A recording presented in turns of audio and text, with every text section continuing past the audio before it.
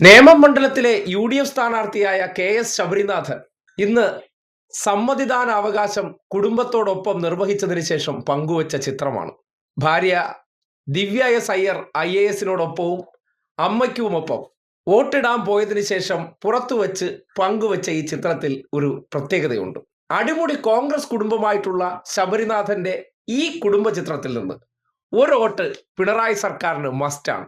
അത് ആരുടേതായിരിക്കും? കേരളത്തിന്റെ പൊതു മനസാക്ഷിക്ക് ആ അഭിപ്രായം വിടുന്നു.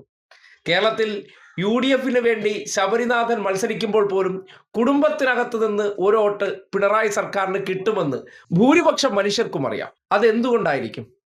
IAS ഉദ്യോഗസ്ഥയായിട്ടുള്ള വിഴിഞ്ഞം വിസിൽ MD കൂടിയായിട്ടുള്ള ദിവ്യ എസ് അയ്യർ പലപ്പോഴും സ്വീകരിച്ചിട്ടുള്ള നിലപാടുകൾ തന്നെയാണ് ആ വോട്ട് ഒരിക്കലും ഇടത് സർക്കാരിൽ നിന്ന് മാറിപ്പോകില്ല എന്ന് ഉറപ്പാകുന്നത്.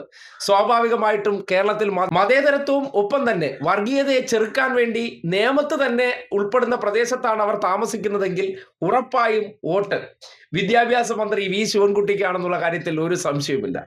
എന്തായാലും കോൺഗ്രസുകാർ പങ്കുവയ്ക്കുന്ന ഫോട്ടോകളിൽ പോലും ഇടതുപക്ഷത്തിന് അനുകൂലമായി വോട്ട് കിട്ടാൻ സാധ്യതയുണ്ട് എന്ന തരത്തിലുള്ള വ്യക്തികളുണ്ടെങ്കിൽ ട്രെൻഡ് വ്യക്തമല്ലേ?